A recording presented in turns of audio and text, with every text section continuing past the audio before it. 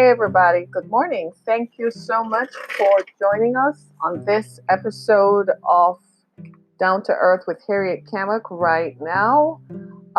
We're so grateful that you took time out to be with us and that you are, in fact, joining us on this program. We're so grateful. It's Thursday morning, and I don't know about you, I'm still freaking out that it's Thursday morning after Labor Day. It's almost as if the year literally flew past. Any witnesses out there? The year just flew past. Like, woo, we're sailing right into fall season. Yesterday, I had an event to go to, and frankly, I almost felt like putting on boots. Seriously, people, seriously. I was like, it's fall, so I should be putting on boots. And that's when I said, wait just a minute. I'm not ready yet. I'm not ready for the pumpkin spice. I think they went a little bit too early with pumpkin spice latte this year. Could they just wait until after September? Like usually we start feeling like this, like after the 21st of September, because up until the 21st of September, we're still thinking summery, right? So I want to feel like this after September 21st. Then I am resigned to the fact that it is fall. But not here in Michigan this morning. It was 54 degrees. Oh my God. I was like, but I'm wearing shorts today. And I don't know about you, but if this is going to be the last day of summer, I'm going to wear shorts. Just like on Monday, Labor Day, I wore shorts because I thought it was the last day of summer. I'm sorry. But today, I woke up this morning and I'm like, you know what? I'm going to wear shorts. And everybody was like, it's 54 degrees. And I'm like, that's exactly why I'm going to wear shorts. I'm driving in a car. It has heat. I'm fine. Because I'm not about to do this thing. Right. So today on our show, as promised, we're going to talk about women in prison. And I have as my special guest, activist and advocate, E.B. Jordan. E.B. is going to tell us her story of how she ended up being wrongfully accused, ended up in prison, had to serve 2 years of her life, robbed her of her education. She was in college at the time. She was about to go to college. And now she can't even get into college because she went in on something that she was accused of, drug possession. And I don't know how many of you know that in today's real world, if you're accused of a drug possession, you can't go to college. You can't get FAFSA to pay for you to go to college. So now she's an advocate and educator, drawing awareness to how women in prison are treated, what happens in the process, and for those women who are in prison and who perhaps need advice and how to make it through, and know what EB is doing to help those who come out of prison, because so often when they come out of prison, they don't have anywhere to go. Did you all know that? I didn't realize that. They have nowhere to go. They have no families, and some of these women commit suicide so as not to go. They have nowhere to go. It's such a poignant human cry that when I heard it, I thought I'd share it with my audience. So that's what we're going to do. And then tomorrow on our show, we'll have Felicity, who is going to tell us what it felt like. Her nephew, who is black, who is black, died because he was dating a white woman in some remote part of Michigan. And he just showed up dead. He went on a date, turned up dead, and everybody just turned a blind eye like it never happened. This is not 1960s Alabama. This is 21st century Michigan, and this happened. We got to talk about stuff like that, right? So I have E.B. Jordan on the line, and I'm about to have her on, and she's going to start telling us a little bit about what it's like. Hey, good morning. How's it going?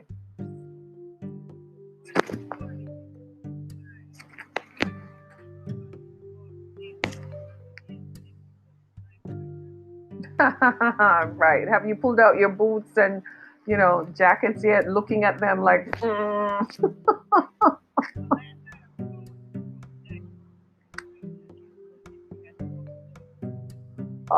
that's never a good sign when you have to pull the jacket out.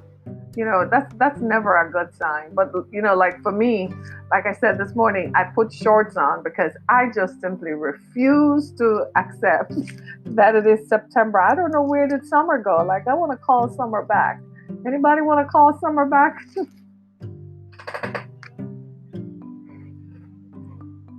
I'll go away. I was looking for someone to feel sorry with me about the loss of summer, and here you go, championing September. All righty then. Since that is how you feel, Evie, I want to welcome you to this episode of Down to Earth. A few months ago, you joined us on our earlier segment, earlier in the year, and we talked extensively about what it is like for women in prison. But so I wanted to tell the audience about Evie Jordan, the activist and advocate. And I want you to tell us in the few, just to give a brief intro, just say, hey, I'm Evie, I live.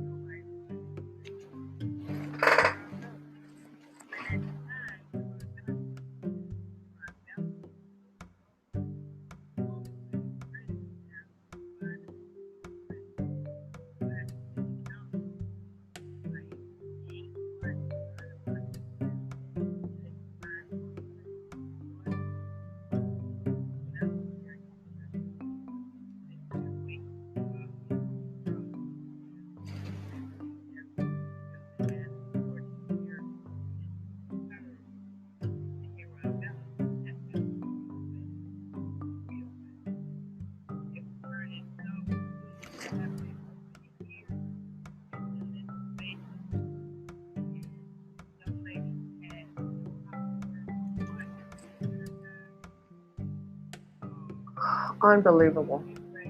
Hmm.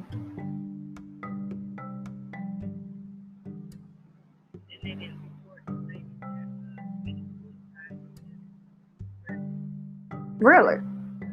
Tell us about that. Hmm.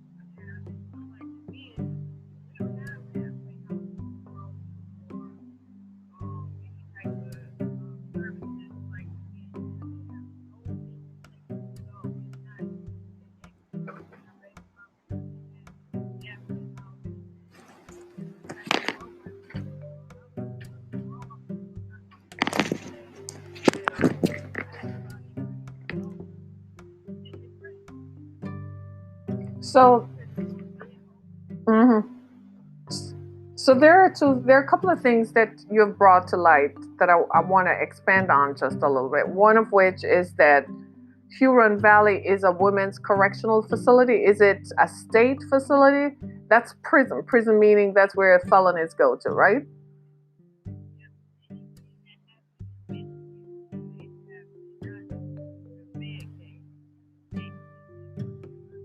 Okay. And Huron Valley is located outside, just to get some perspective, it's located north of Detroit. How far away from Detroit is it? It's in Ypsilanti. I didn't know that. So Ypsilanti, that's west of Detroit. Okay, so Ypsilanti is west of Detroit. Okay. The other thing that you touched on that I found interesting was overcrowding. You mentioned that a little bit. Up until the time you left in 2011, is it? Do you think it was still overcrowded at that point?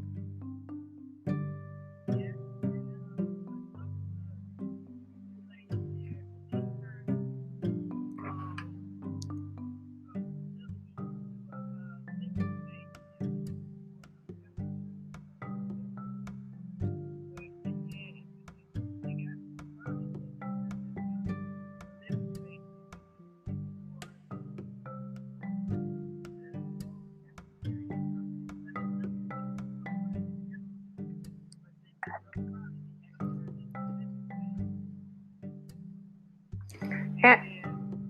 Mm-hmm.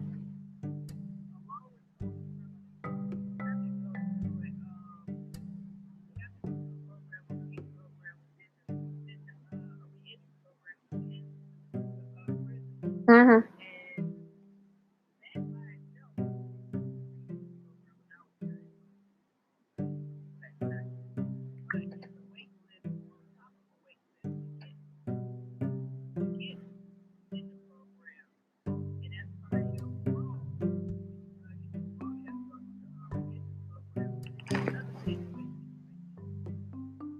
Wow. So the uh-huh.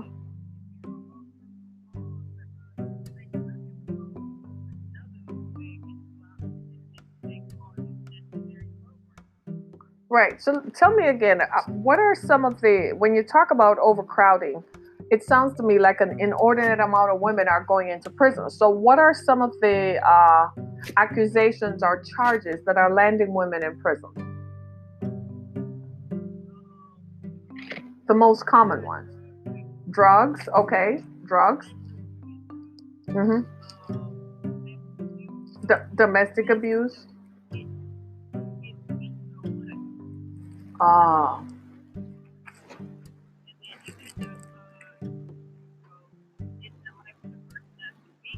Mm-hmm.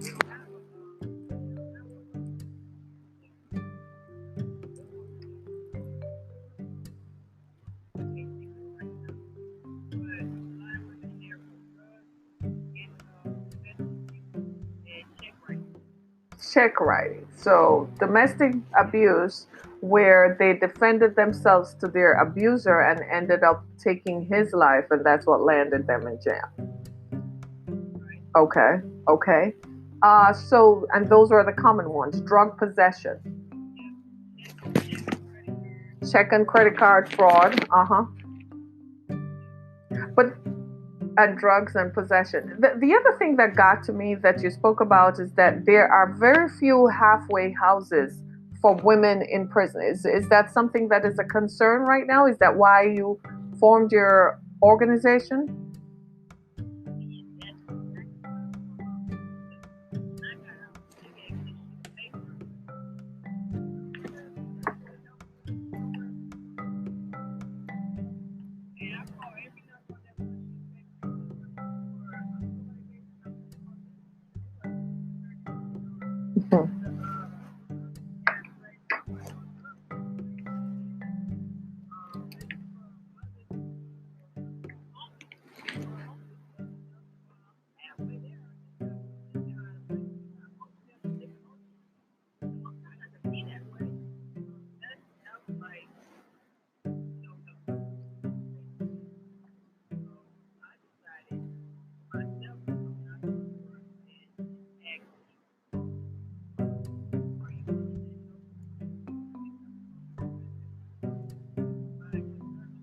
Mm-hmm.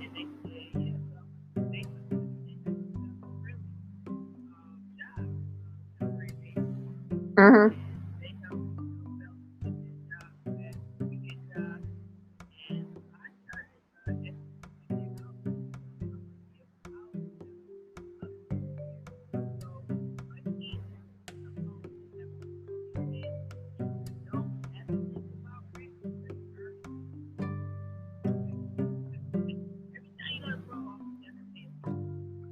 No, no, stop right there because I think a lot of people don't know that. That so going to prison, I don't know about anywhere else in the country, but here in Michigan, it's not free. So when someone comes out on parole, whenever you go to the parole officer, you are required to pay a fee, a supervision fee. You might as well just not go to jail then if it's going to cost you a fee. And then when you come out of jail, then you don't have anywhere to live. Because one of the things you mentioned is that families sometimes distance themselves from women prisoners, as opposed to how male prisoners still have an ex girlfriend or a baby mama they can call on who will put them up for some time, right? And you also mentioned that the parole officer does spot checks to see if where you say you are going is actually where you are. So they will call and someone will be friendly. But for women prisoners, that's not the case. So they kill themselves. So you're saying then so you're appealing emotionally to people that if you have a female relative in jail, do not ignore their calls home because it's a lifeline to them. Am I correct? And why is it a lifeline? Because if they don't have, talk to me, is it hope that they're seeking for? Is their lifeline hope? Thank you for saying that. Just say it. Being in prison is miserable. People out there, do not go to jail. Going to jail is not what you see on Netflix. Hmm.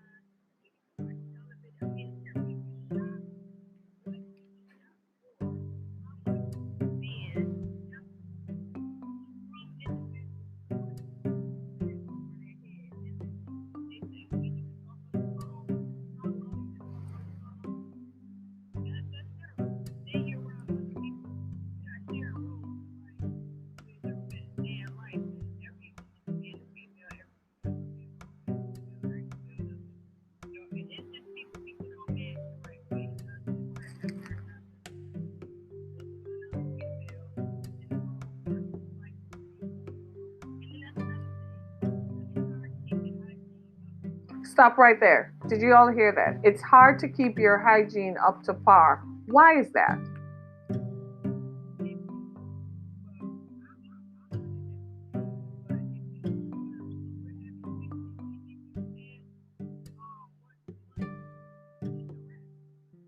Well, how many pads do they give you for a regular cycle?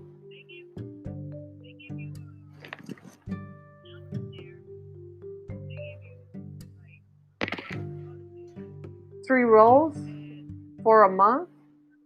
Mm-hmm.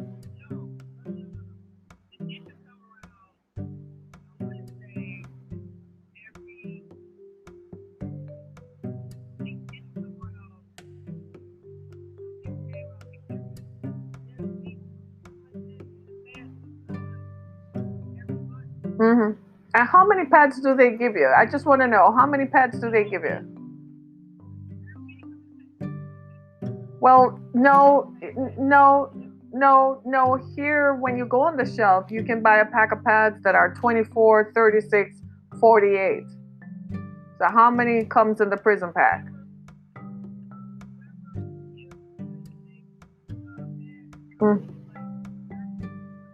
Mm-hmm. Okay, so that's adequate. And most people, so they give it to you every month. Well, well, it's not going to be always. It's prison, right? It's not right. But what I'm saying is it's adequate for a regular cycle. So you get it every month. Is what I'm saying. And you get it every month. That's important because when we talk about hygiene and the treatment of women in prison, we want to make sure that the prison is on record defending itself, saying that it does give women access to sanitary hygiene in the form of pads for their menstrual periods, and that it is adequate. So people are not in prison using toilet paper and cloth and all kinds of weird things that I see people talk about on social media.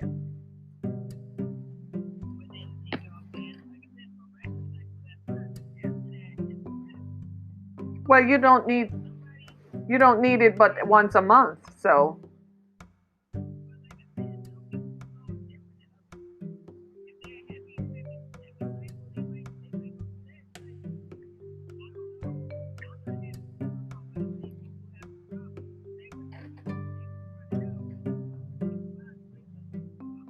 so what you're saying then is it probably doesn't sound like it's 30 pads to the pack. It sounds like it's not adequate to cover the needs of some of the women. So we have issues with that, right? We have issues with that. There are issues with that.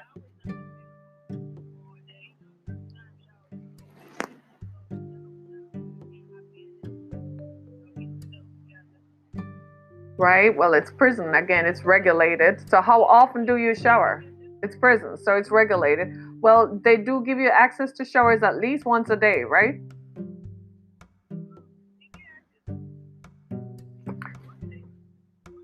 Twice a day, for sure. Okay. Mhm.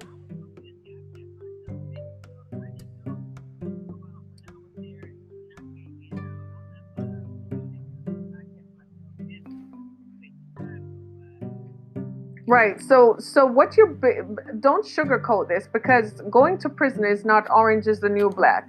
Okay. And I want it's you in your experience it was not orange is the new black, but I want you to tell us. You in your earlier comments you said that a cop said that you used a gun and used drugs that landed you in jail, and that was not true. What was there something that happened? Was there an investigation that eventually exonerated you?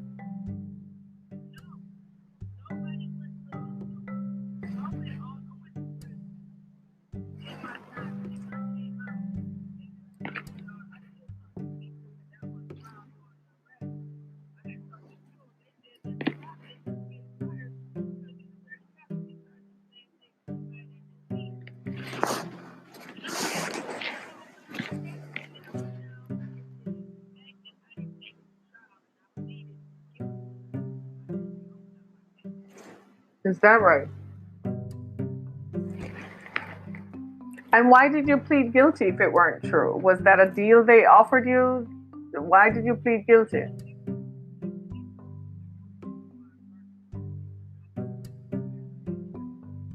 And you had no voice. There was nobody around you whom you could complain to tell them that this harassment was going on.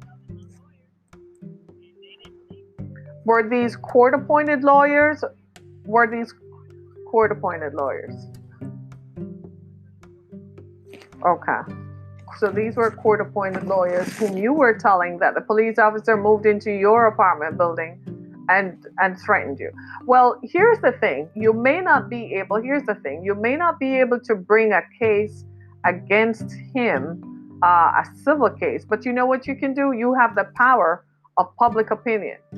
And I suggest that you go and do that. You go and bring to the attention of the public that this is an issue that took place. Give them the time and date, give them location. You were sent to jail because of what happened, right? And the police officer intimidated you into accepting a plea deal that you shouldn't have done because you weren't guilty, and that he moved into your apartment building and threatened you. That's a serious thing. You need to make noise about that. And you cannot be afraid of telling the public what happened because this might be happening to someone else. And in a lot of cases this happens to people. So you need to go forward and say that. And yes, I have said that. I think anytime people are going to be imprisoned unjustly, something has to be done about it because I wouldn't like it to happen to me, right? And if it were me, I would make a lot of noise about it. And I think you should make some noise about it. If he moved into your apartment building to threaten and intimidate you into pleading to something you didn't do, that is a serious, egregious action. And you need to take action about it now that you're out. But tell me, where were you when this happened? You told me that you were in college, you were on your way to college.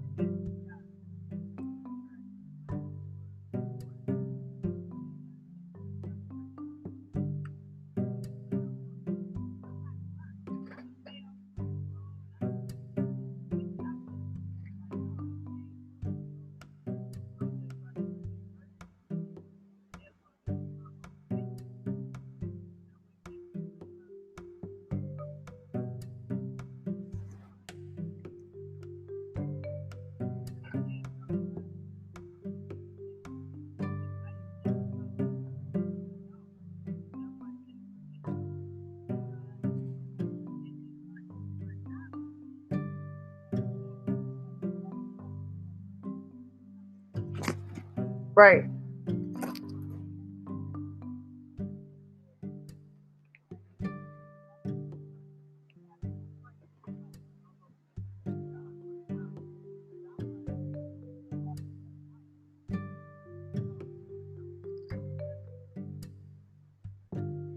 Wow. So so are you now back in school? Can you now re-enroll in school?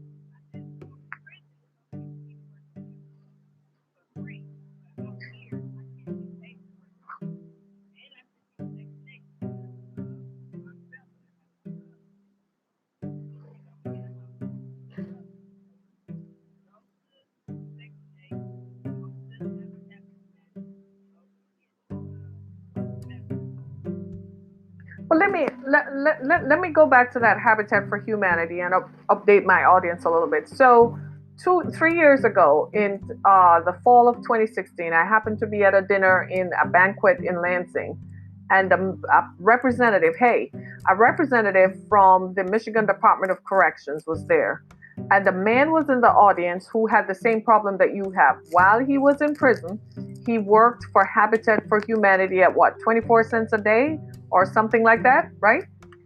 And he was,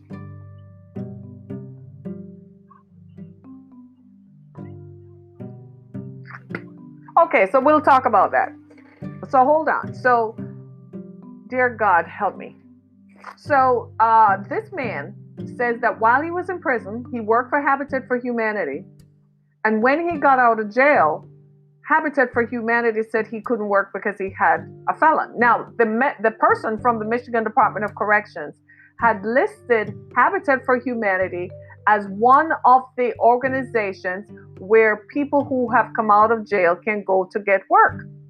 So I am going on record to tell you, E.B. Jordan, activist and advocate, go to the Michigan Department of Corrections and tell them that Habitat for Humanity, who is listed as one of their employers for people who have come out of jail, is telling you that they can't hire you because you have a record. I took this man to task in a room filled with 200 people, and he said that Habitat for Humanity should not have done that. So you can use my name. You can go up there and you can talk to them, and you can use my name that they were called out in Lansing at a banquet in November of 2016, in October of 2016, in Lansing, Michigan. I called them out, and they said that that's not true.